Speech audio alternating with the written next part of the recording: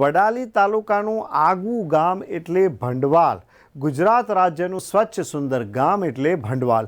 ગુજરાત રાજ્યમાં આગવી ઓળખ ઊભી કરનારું ગામ ભંડવાલ ગામની દરેક ફળીઓના નામ ગુજરાત રાજ્યના દરેક જિલ્લાના નામથી ઓળખાય છે। ટપાલ પણ ગામમાં આવે તો જિલ્લાના નામથી આવે છે। અમદાવાદના ખેડૂતો પણ આધુનિક મશીનરીથી ખેતી કરે છે, ઓર્ગેનાઇઝડ ખેતી પણ કરે છે। ભંડવાલ ગામ શાકભાજી ઉત્પાદન માટે જાણીતું છે। ભંડવાલ ગામમાં સીસીટીવી LED લાઇટોથી ઝગમગ કરે છે। ગામમાં ક્યાંય ગંદકી જોવા નથી મળતી। સ્વચ્છ ગામ સ્વસ્થ ગામ એટલે ભંડવાલ। ઘરે ઘરે શૌચાલય, રોડ રસ્તા ચોખ્ખા ને ચટ, ક્યાં ખાડા ટેકરા નથી।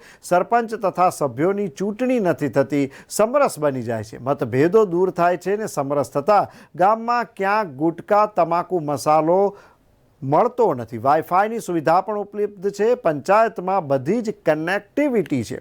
ભજન કીર્તન સવાર સાંજ ગ્રામજનો એકઠા થતા હોય છે અને રળિયામણું ગામ એટલે ભંડવાલ। ગમે તે સરપંચ બને, ગામનો વિકાસ અધિકમાં અધિક કરી ગામનું નામ રોશન કરવાનો પ્રયત્ન કરવા કટિબદ્ધ હોય છે। હાલના સરપંચ પટેલ નરેશભાઈ આગવી ઓળખ ઊભી કરી છે અને વડાલી તાલુકાનું આગવું ગામ એટલે ભંડવાલ ગામ। નવા પ્રયોગો કરવામાં આવી રહ્યા છે અને 10 વર્ષ પછી ભંડવાલ ગામની રોનક બદલાઈ જશે તેવું લાગી રહ્યું છે।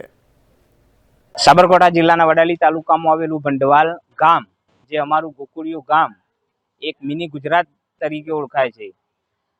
ગામની અંદર 1997 ની અંદરથી જ્યારથી પંચાયત અલગ થઈ ત્યારથી ગામની અંદર કોઈ ચૂંટણી નામની વસ્તુ જ નથી, જેમાં ગામની દૂધ મંડળી, ગામની સેવા મંડળી, PR પટેલ હાઈસ્કૂલ જે ટ્રસ્ટ દ્વારા સંચાલિત છે અને પ્રાથમિક શાળાના SMC સભ્યોને મારી ગ્રામ પંચાયત 1997 થી જ્યારથી આ બધું અમલમાં આવ્યું ત્યારથી ગામની અંદર કોઈ ચૂંટણી નામની વસ્તુ જ નથી। ગામની અંદર EVM સરકારશ્રીની કઈ ચૂંટણીઓ હોય તો જ આવતું હોય છે।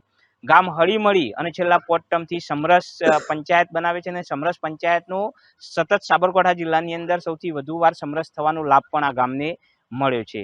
અને સાથે સાથે આ ગામના શેરીઓના નામ, જે હું ગયા ટર્મની અંદર મારા પત્ની જે સરપંચ તરીકે સમરસ હતા અને આ વર્ષે હું સમરસ સરપંચ તરીકે ગામમાં જવાબદારી નિભાવું છું।